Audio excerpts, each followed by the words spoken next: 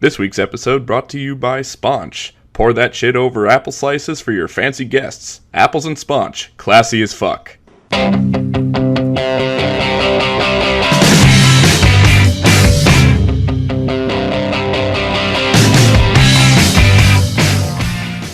Welcome to the Alpha Nerds Podcast, the Dewey Decimal System of podcasts. I'm Bart.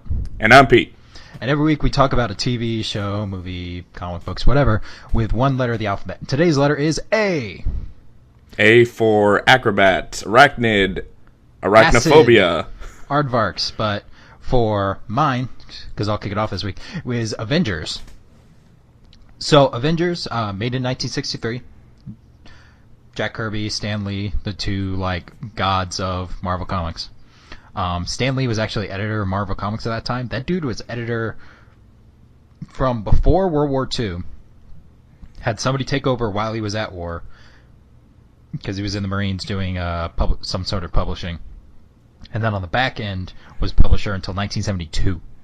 Original tagline for the Avengers is Earth's Mightiest Heroes. And, alright, Pete, what's some of the original members of the Avengers? Are we talking about comics? Because I'm not exactly fluent in Marvel. More of a DC guy. You have to try. Okay, so right off the bat, I'm gonna probably take a guess at Iron Man. Iron Man is probably one of the Avengers, right? You got one. Okay, Thor? Yep, you got two. Hulk? You got three. I know Wolverine was in the Avengers for a little bit, but he wasn't an original. No. Any chance? 10 seconds. Captain.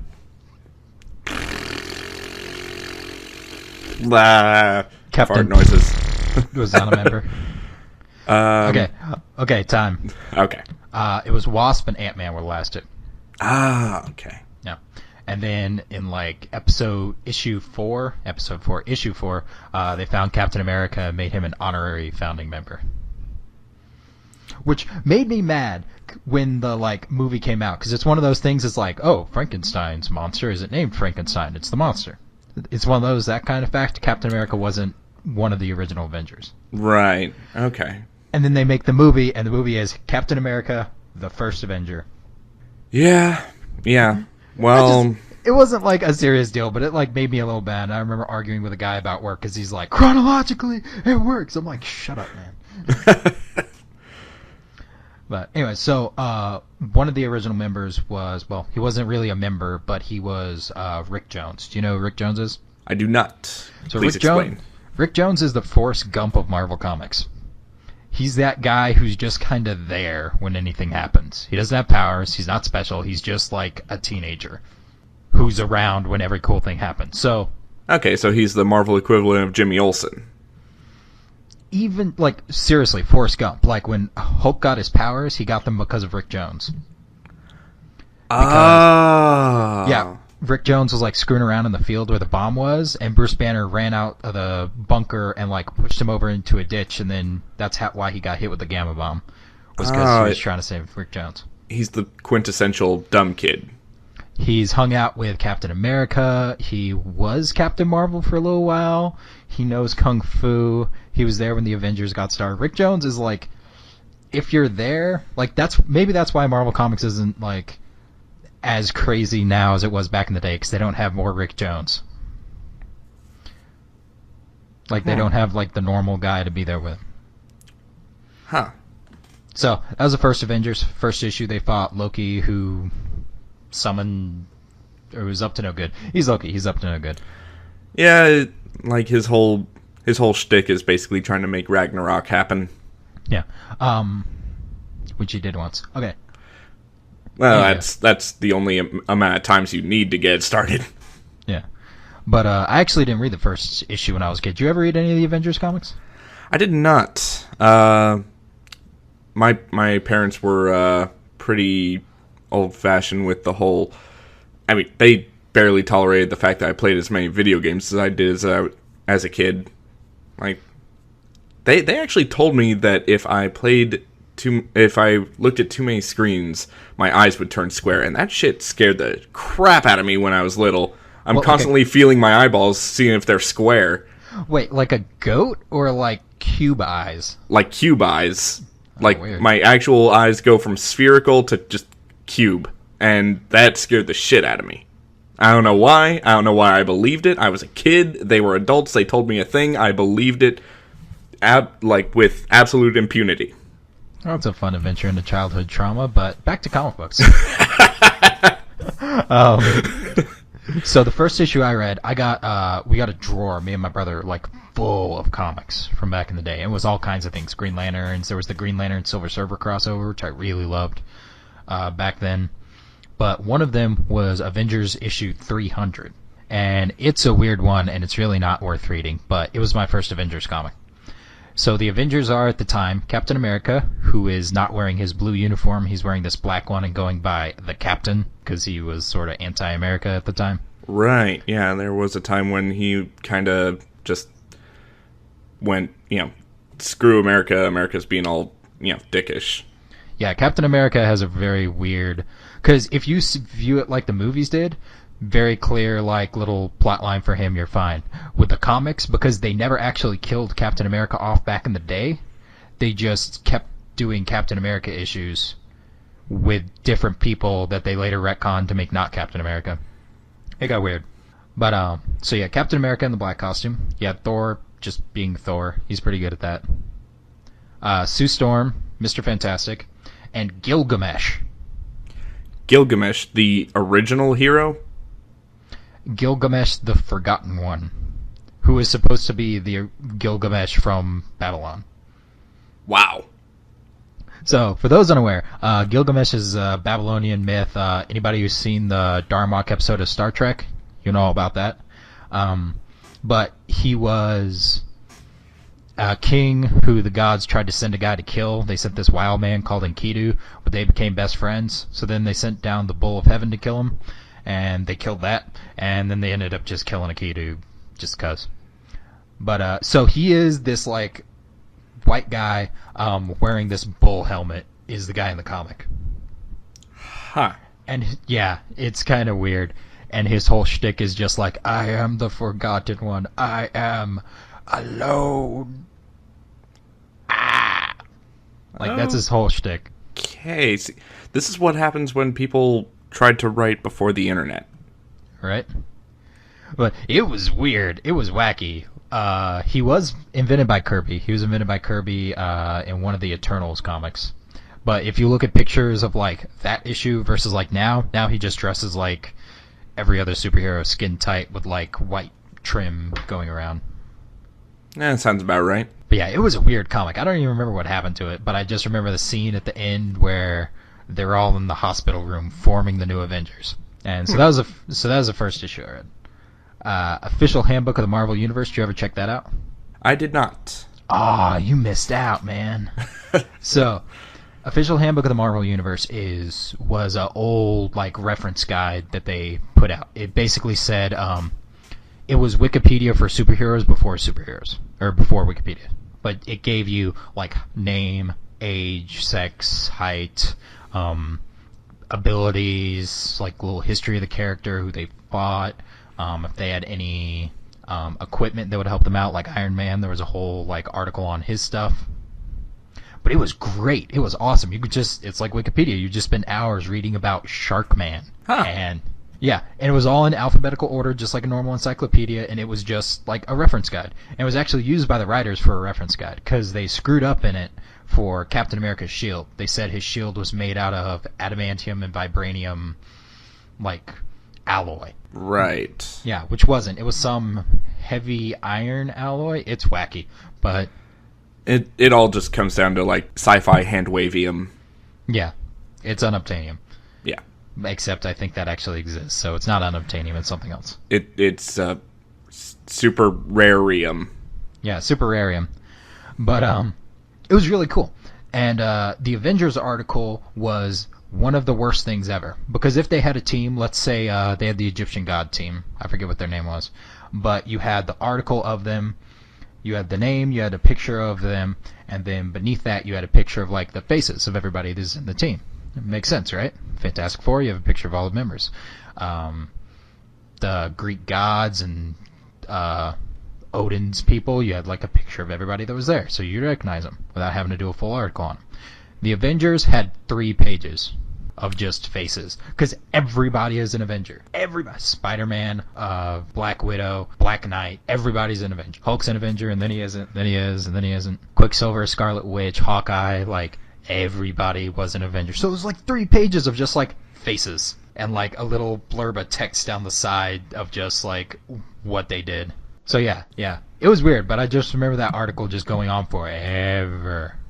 And Avengers was always kind of weird to me. So, like, Justice League always felt more streamlined than the Avengers did. Yeah, kind of. There was, I don't know, there was more of a sense of kind of permanence when it came to the Justice League. It was just a matter of, like, you're a Justice Leaguer. Here's your communicator, you're going to get calls from the Watchtower, be ready. But, like, Batman hanging out with Superman makes sense. Batman hanging out with Wonder Woman makes sense. Captain America hanging out with Thor always kind of clashed in my head, with Spider-Man swinging around in the background. It's one of those, like, you guys don't, like, look like you work together. That is true. It's, I mean, it doesn't even really have to do with the fact that people are from different worlds, because we have John Johns from Mars. Fits in fine. And I think it's more because they don't split their time between planets. They're just there to save the Earth. Whereas Thor has Asgard to worry about as well, and the Hulk had his time on Planet Hulk. Not really, because that was like that was a whole nother thing. But, yeah, like, Avengers always felt kind of like a mishmash to me, and then their roster just rolled in and out like, well, revolving door. Because they were just constantly switching people out. The only real, like, solid thing in the Avengers was Captain America. Which is weird, because in the movies, he's actually not an Avenger anymore. Because he's part of the, like, Rebel faction. Right, after the whole Civil War bit. But yeah, like, that always just, like, got me. But I've always loved the Avengers. And now, Avengers have just blown up. They're huge. Everybody's seen the movies. The original one came out in 2012, directed by Joss Whedon. Great moments in that one. One thing I liked about that one was the scene with Iron Man and Captain America, the take away your armor, what makes you a billionaire playboy philanthropist. Oh my goodness, yes. Because they shot it 2 different ways. They shot it one way for the commercial where it was more jokey, and they shot it for the movie where it's a much more like serious tone to it, or just like angrier. As great. Yeah, pretty much, because this is still when, a whole bunch of super egos are clashing, and they're like, I'm in charge. No, fuck you, I'm in charge. It's great. But yeah, and then the second one came out in, I think, 2015. Could be wrong about that. But Age of Ultron was awesome. I liked it. A lot of people didn't dig it, but I really liked it. I thought it was great. I like the idea of, don't get me wrong, I love, like, the regular superhero movie where there's like a big fight and it's awesome and they're exhibiting all their superpowers. But Age of Ultron did a really good job of exhibiting the collateral damage that these huge fights cause. Right. Like, not just the battle for New York against the Chitauri invasion, but also kind of they go much more into it in Civil War, obviously. Yeah. But, they're still kind of, like, dealing with the fallout of, like, okay, yeah, we're superheroes and we can do a lot of stuff, but, the average citizen doesn't have a bulletproof suit of armor that can, fly out of danger at a moment's notice. People that we're trying to save are also dying a lot. So, and, that's Tony Stark's whole thing for the Ultron program, is just to stop this from happening, stop it from superheroes, basically just living weapons, from being so readily available, or so necessary, I should say. Yeah. And another thing I liked about Ultron was the Vision. He was great. He was. I love his intro, because it's the point in the movie, spoilers by the way, although it's already spoiled by now. Anyways, it was the best intro, because Tony's arguing with Bruce, then Captain America comes in, and everybody's fighting about everything, and then Thor just comes in with a bolt of lightning like, nope, gonna fix this. And then he beats the heck out of Thor. Yeah. He like pops out of his thing and just like runs to the window. I was like, huh. Outside. Yeah. Pretty nice outside. And, you know, we get like that clear judge of character when Vision just like grabs Thor's hammer. That was hilarious. Which Thor is just sitting there like, oh, what? No, Thor's not saying that. Thor's just like, okay. And then just like took it and walked away with it because he's like, he's cool. Well, I mean, Vision like handed it back to him and goes like, yeah, it's a pretty good, pretty well sized hammer. And, you know, Thor's like, well, you know, if the handle was any longer, you lose power on the swing. No, they say that later. They say that during the fight. No, they say that like right after Vision used the hammer, right? No, because once they use because he keeps telling them like we have to go. That's why he hands him the hammer. But anyways, I love the Sega movies. I'm really pumped for the third one and just everything coming to a head. So I'm excited.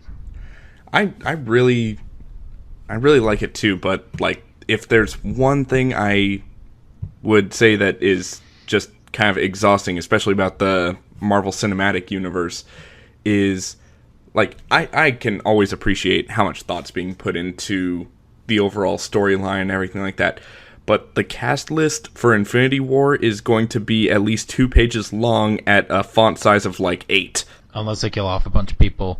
Well, yeah, but they're probably going to kill off a bunch of people in Infinity War just to probably like, you know, show Thanos' power. That's my prediction, anyway. Yeah. But, yeah, it's gonna be kind of ridiculous, and sometimes it feels a little bit like homework, albeit homework that I really enjoy, because there are some Marvel movies or TV shows that I feel like, I don't think I want to see that one. Like, other ones I like, but that one's like, I don't know. But I have to see it because I'm pretty sure it's going to be referenced forever. So, you know, there it is. I've never regretted one of those movies. Like, they've all been pretty good. They've all been good, but, you know, it kind of sucks when you feel like there's a certain obligation to see it. I don't really feel that way because I missed Ant-Man. I don't really feel that bad about missing Ant-Man, but I want to see it. I missed Ant-Man too, and then they brought him in for Civil War, and I was just like, when they first like opened the van and it's like, oh, who's that? And I'm sitting there like, who is that? I don't. And then of course they make it painfully obvious that it's Ant-Man, but still, it was that brief minute where I'm like, well, that's what I get for not watching every single thing. I never really felt that, but I do watch most of them. Well, I missed Guardians when it first came out. I saw that on DVD, which that's a good one. It was. They did a good job of making it a little more fun than, you know, just super drama. Yeah. All right. So Pete, what's your A letter? My A letter is Avatar: The Last Airbender. Ooh. Yes. Now, this show has been the object of a lot of debate, mostly between people who get a little too pedantic over what is and what is not anime. Some people believe anime is only made in Japan, and some people believe that is a style that can be recreated anywhere. I don't care if it's anime or not. It's a great show. It's pretty good. Now, this show ran from 2005 to 2008. 3 seasons, a completely self-contained storyline, and it is still rewatchable. Like, it holds up really well. Yeah, it does. But it's that, like, the art style they did, because the foreground, the characters are all just usual animation, just pen and ink, and then the background were, like, these, like, nicely painted watercolors. It looked awesome. It was really well put together. And between the art style, the animation, and, oh my god, the writing, because you didn't just get, like, one random character. You would have, like, a background character that would have their own character development, completely unrelated to the character development of the main characters. This whole universe became, like, just this rich tapestry of people people's fates interweaved with others. and it was really incredible. So it also showed that, one action somewhere can have grave consequences somewhere else. Yeah, they were pretty good about that. Like, because you had the two plot lines going on, and you had just really good side characters the side characters would often come back. It was never like, we go visit these people, okay, bye, and then they're just gone forever. Like, they would usually come back for, like, little bits to help build the rest of the world. Yeah. Now, so the show ran around the same time that Nickelodeon at the time was kind of going through a little bit of a renaissance. Like, it started putting out better quality animation. It started putting a lot more effort into the writing because the people who were writing these shows from 2005 to 2008 were the same people who watched old cartoons that, they got inspired by these older cartoons, and they, just worked at making their own until they finally, got their big break with Nickelodeon, and Nickelodeon's like, yeah, we'll fund this. Yeah, go make this. Let's get you some storyboard artists. So we had the later years of Jimmy Neutron, which, looking back on it now, kind of meh. But it was fun to watch, and it was getting a little more, like, sure of itself towards the end, which, it's a little better. We had Danny Phantom. Yeah, Danny Phantom was really good. Yeah, we also had Fairly Odd Parents, so Butch Hartman was pretty much just killing it the whole time. Yep. We also had My Life as a Teenaged Robot. And don't let that title fool you, because that show was actually, pretty well thought out. They actually had sort of a overarching story among all the, like, slice of life episodes. Don't let what he said just fool you, because it's not that good of a show. Oh, shut up. Come on. It's My Life as a Teenage Robot. It wasn't like... They had a whole robot rebellion, man. What robot show doesn't have a robot rebellion? Avengers had a robot rebellion. And... Anyway. I'm just going to let you go with that line of logic. No, okay. Anyways. Yeah, you just kind of proved that it's good, didn't you? Airbender. We also had Invader Zim, which ended in 2006. And, that one... That one's definitely up to interpretation. Some people love it, some people hate it. It kind of sets the tone for Nickelodeon at the time, though. Yeah. So, Avatar: The Last Airbender starts with this kid named Aang, and they basically go through, like, the whole kind of origin. They basically go through episode 1 in every intro sequence. That, these two kids, Sokka and Katara, find this kid stuck in ice bubble, and then they free him, and then it's like, oh, you're the Avatar, you control earth, wind, air, and fire. But right now he can just control air, because he's never had any training in the other elements. And during this time, the Fire Nation, there are 4 nations. There's the Fire Nation, the Water Tribe, the Earth Kingdom, and the Air Nomads.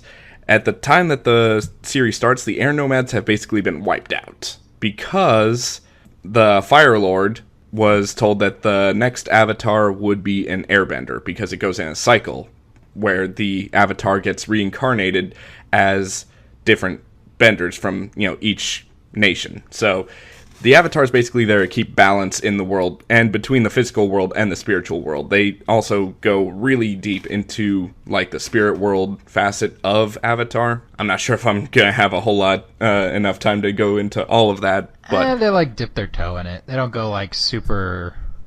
There's a couple episodes. Anyway, continue.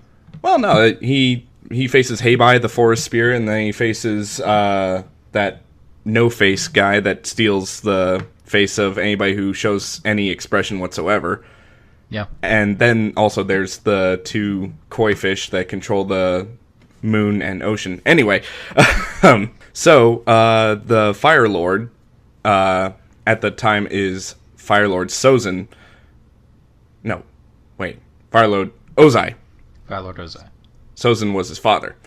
They also go really deep into history, too. So you get these family lineages and everything like that, and you see, like, instances of the future repeating past mistakes. Anyway, so Fire Lord Ozai goes all Ramses II on the Air Nomads. It's like, okay, the next avatar is going to be an air nomad. I'm gonna kill all the air nomads, and thereby basically killing the avatar, and nobody will be able to challenge me. So it didn't work. Right before the Fire Nation raids started, the avatar, this kid named Aang, takes off on his sky bison. It is what it sounds like. It's a flying 6-legged buffalo with an arrow on its head, because it's the avatar's sky bison. That every avatar has like kind of their spirit animal, the one animal that's related to what they were born, which nation they were born as, to kind of be their familiar. So, and it's usually animals that mastered bending before humans were able to master bending. So not always though, because the polar bear. Okay, but that's Legend of Korra. Yeah, that's something else. So yeah, continue. So usually for also, like, you know, well, anyway, I'm just about to explain. So for airbenders, it's the sky bison. The sky bisons were, you know, just these magical beasts flying around, and, you know, the airbenders were like, you know, they kind of studied their movements, and they learned how to control air for themselves, and they started learning to fly too. For firebenders, it was dragons. There are dragons in the show, so Game of Thrones can, you know, cool it a little bit. You know, we've had dragons for a while. Pete? Yep. What's bending? Bending. Bending is basically when you just control an element with just movements of your body, and it's actually really interesting because each bending style between earthbending, firebending, waterbending, and airbending, each one is based on a different style of kung fu. This show did a lot of research to make sure that it covered everything that it could, and basically gave like a real world explanation, so that, you know, you didn't really have to suspend disbelief that much. Anyway, so what was I about to say? So yeah, waterbenders, kind of out of luck, because you know where they learned to waterbend? The moon. They watched how the moon pushed and pulled the tides, and they learned how to do that themselves. So you can't really have the moon as a familiar. So most of the time, the waterbending avatar has a polar bear dog or something like that. There's also only one like regular animal in this entire show, and it's a bear. And everybody thinks that that's weird, because every other animal is like, oh, it's a lemur bat. Oh, it's a frogfish. Oh, it's a third example. Spider bear? God, that would be terrifying. Badger mole. Badger moles. Badger moles are the ones that also taught the earthbenders how to earthbend, because, you know, they were the original earthbenders. Anyway, so that origin has been explained. Moving on. Got away from yourself, didn't you? A little bit. Lost your train of thought and just started talking about the next part of the episode. I've even got my talking points outlined here, and apparently, like, my weird, like, roller coaster Douglas Adams mind is just, like, off the rails on that one. Sorry, back. Folks. Sorry, folks. I'm not sorry. Anyway, so we get these three characters to start off with. Sokka and Katara of the Water Tribe, and they basically take Aang to try and, you know, fulfill his destiny, because they're living under the heel of the Fire Nation. The Fire Nation is consumed with the idea that they've got to colonize and conquer every other nation, so that everything will be Fire Nation. And they're kind of dicks about the whole thing. They're not exactly Nazis, because they're not like really well, they are murdering people, and they're also putting people into like prison camps, and they also have remarkably stylish uniforms. You know what? They're Nazis. No, well, they're not Nazis. That's another thing of the show, is that each culture is based on each tribe in the show, each kingdom is based on a different culture here in real life. Fire Nation matches up with Japan, so they have Japanese-style buildings and like the big points on their uniforms. The air nomads are Tibet. Are Tibet? Yeah. Okay. Earth Kingdom is based on China's, and the Water Tribes are based on Native American tribes here in America. Yes. And yeah, so the air nomads are like a monk-ish people, so, you know, you get the feel of Tibetan monasteries, and whenever you see like the air temples, you know, you definitely get that feel that it's like, okay, it's not just like, a kingdom or a village. It's a monastery where people work with and for each other to basically maintain their own kind of lifestyle. Which is not very nomad-y. Well, like, they have 4 different temples that they kind of go to depending on like where the crops are growing and such, because the air nomads are also vegetarian. Ah, that makes more sense now. Yeah. So they have the northern air temple, the western air temple, and the southern and the eastern air temples. So they basically just, get on flying bison and just move from one temple to another, let the crops grow where they are not, and when they arrive, the crops are basically ready to be harvested. Anyway, where was I? So the other nations are basically constantly at war with the Fire Nation, and this is a war that's been going on for 100 years. And 100 years is also the time that the amount of time that Aang spent frozen in an iceberg with his sky bison Appa. So he's basically learning that, not only does he have to deal with the fact that, he's the Avatar, he's got a job to do, he's also dealing with all of this guilt that, oh my god, this whole war happened because the Avatar wasn't here. And I'm the Avatar, I completely dropped the ball, people are dying because, I was too scared. And, he's dealing with this guilt until, like, the last few episodes. Until he can finally, like, sort of basically reconcile himself and, be like, you know what, this was all my fault, I accept that. And I'm gonna fix it. Yeah, and this has happened, we can't change the past, but here's what it is in the future. Exactly. So, and it's kind of storylines like that give a lot of weight to all of the character development that happens. Because sometimes, like, good guys don't stay good guys, and bad guys don't stay bad guys. We've got one prime example with the exiled Fire Prince Zuko, who first he's exiled because he basically dishonored his father, the Fire Lord, by speaking out of turn at a war council meeting. Now, this happened when he was, like, 12, because, the strategy they were talking about involved sacrificing, like, 1,000 troops in order to make a diversion. And, he's just sitting there, young kid's naivete, whatever. And he basically says, like, whoa, you're gonna just let 1,000 people, 1,000 of your own people die? People that signed up to be a part of your army, people that love the Fire Nation? And all the generals are just dead quiet, and they're like, oh shit, what's gonna happen? And he got challenged to he had to fight in Agni Kai, a fire duel with his father, because even though he spoke up against one of the generals, because it was the Fire Lord's War Council meeting, it was the Fire Lord that he dishonored. Wait, so, I thought Agni Kai was the thing where Vulcans have to, like, mate once every 7 years. You know damn well that's Ponfar. No, that's not Ponfar. That is Ponfar. Oh, yeah. Anyway. Okay.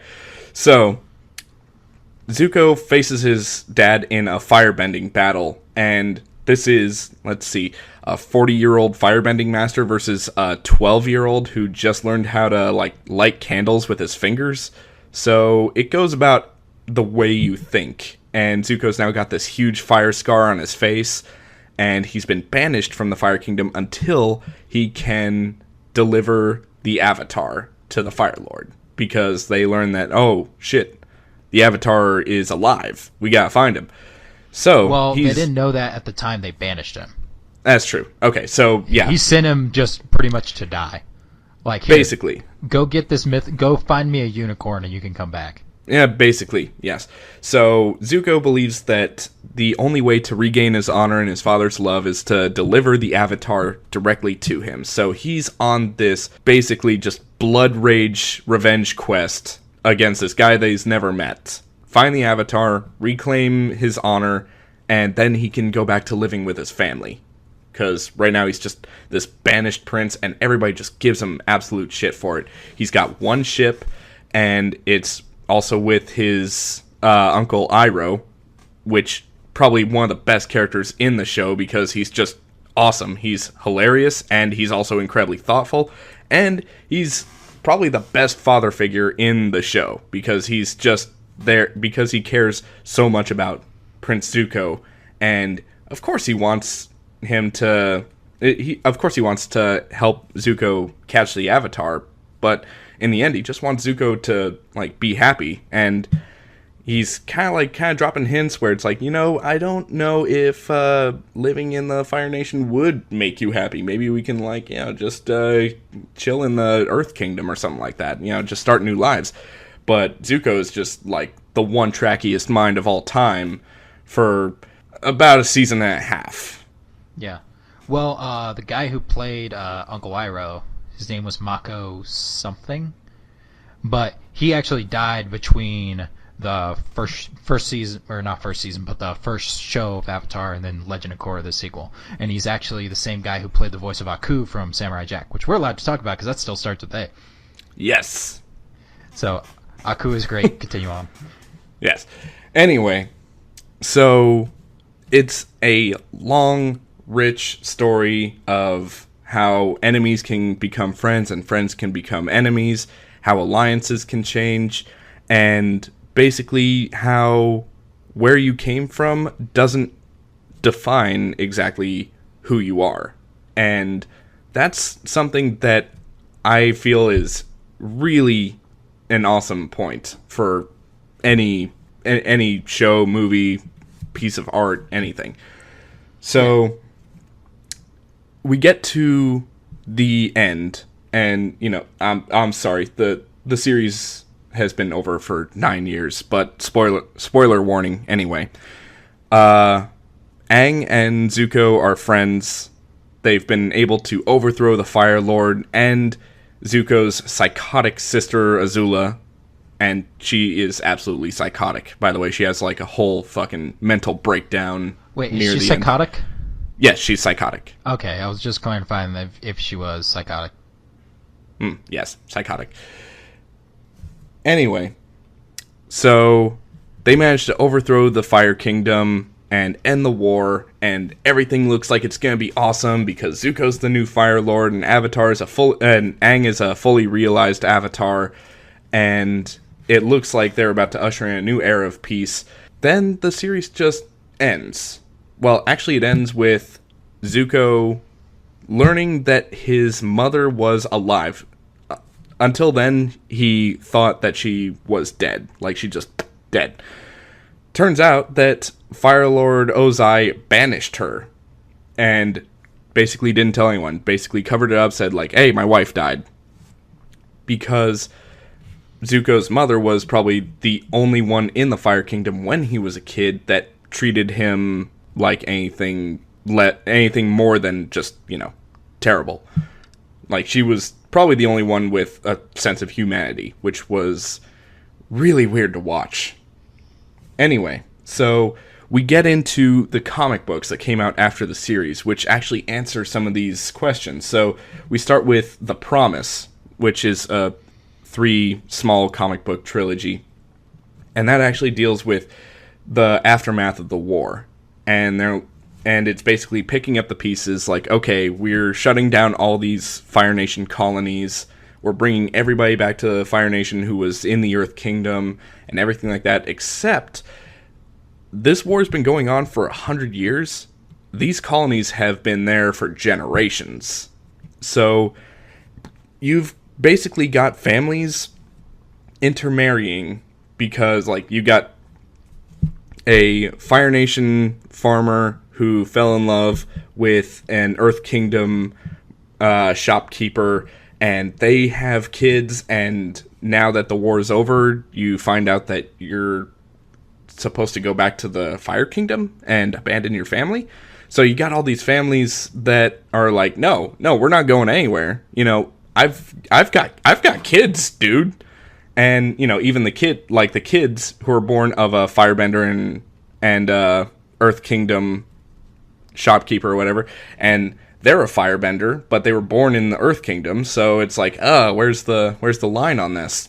And Aang, being the Avatar and having to basically make these difficult calls, tries to speak with previous incarnations of the avatars, and his go-to guy is Avatar Roku, the firebending avatar that came before him.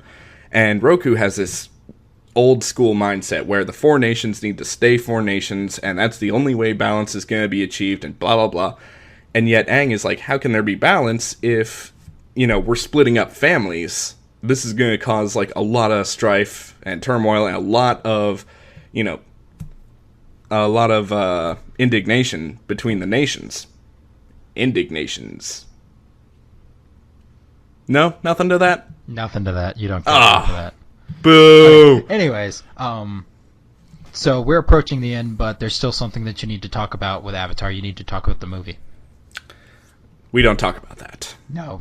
We have to talk about that. Oh my god. M. Night Shyamalan, if you're listening to this.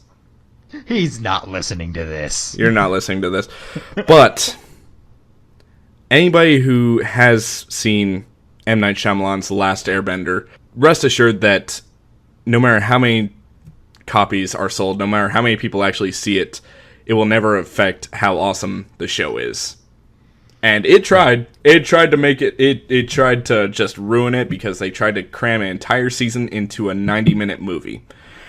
And you can't do that! No. Like, it spoke to how good that TV show was that they tried to make a movie, they poured a bunch of money into it, they gave it to one of the top directors, and it just kind of flopped. Because that show is just... Every episode is a movie.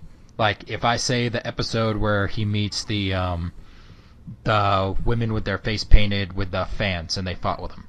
Kyoshi Warriors. Right, you know exactly what I'm talking about. You know what happened in that episode. And it was good. It was an hour or like 40 minutes of television. That was good. No, the Kyoshi Warriors was just one episode, dude. Okay, so 20 minutes of episodes. Yeah. And that's a thing that's like especially impressive about this show is that, okay, there are some like sort of cliffhanger episodes, some two-parters, but the fact that they're able to get so much into a 22-minute episode or a 26-minute episode, however long these episodes are, I can't remember like how much time they allotted for commercials back then, but the amount of stuff that they were able to get into the average episode was staggering. Yeah.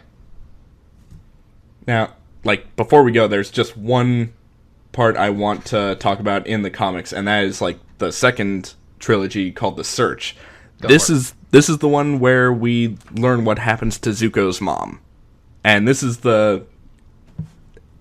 definitely the one to read if you read any of them, because we see a whole family reconciliation between Zuko and Azula and their mother, who Azula feels like her mother never really loved her, and Zuko feels like their mother was the only one who actually loved him. So Azula, with her father and the rest of the Fire Nation, she was basically the golden child. She had the power to basically... It was super firebending because she was able to shoot lightning. It was basically just the idea that they could concentrate fire into lightning, and she did. She's able to go full, Sith Emperor on anyone she wants. Wait, I thought hers was just blue flame. She could do blue flame, which is like the middle ground, but she was like also super great at lightning. Okay, yeah, because I remember there's a really good scene in this, because the whole show is like it's a friendly kung fu movie for kids that's not Kung Fu Panda, and that's great. That too. Because Kung Fu Panda's good, but this one has like depth to it, where like kids can watch the fights and the flying animals, and you can still enjoy it.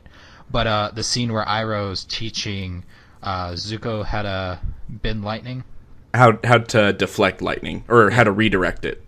Yeah, that was great.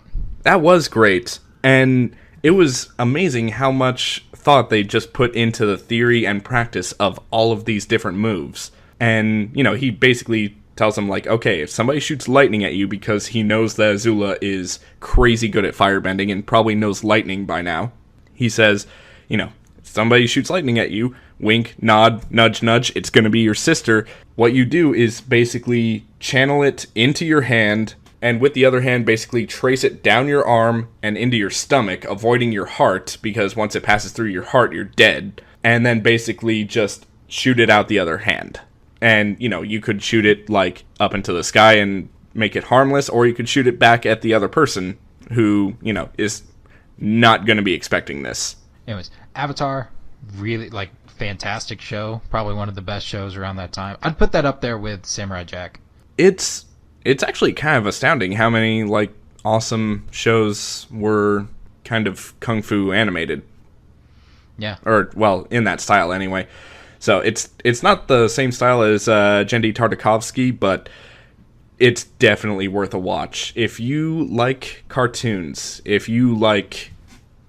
I would probably say that if you enjoy Game of Thrones and you're looking for something a little less incestuous, then go with Avatar. You could go with pretty much anything.